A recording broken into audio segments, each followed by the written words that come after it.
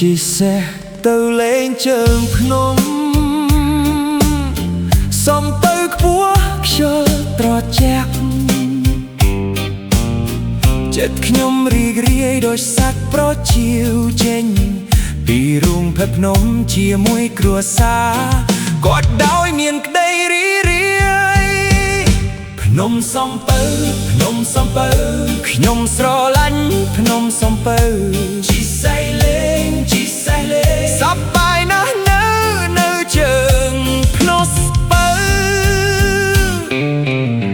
ឃើញផ្កាព្រៃរីកស្រស់ល្អ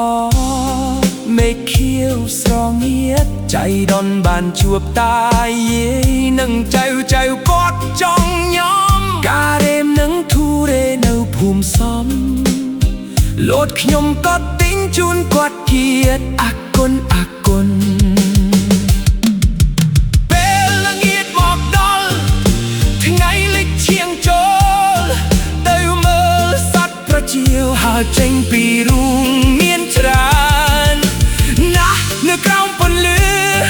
ព្រះខាយពេញបរិញធ្វើអីវៃបានធូរស្រាលច្រើនអគុណលោកភ្នំ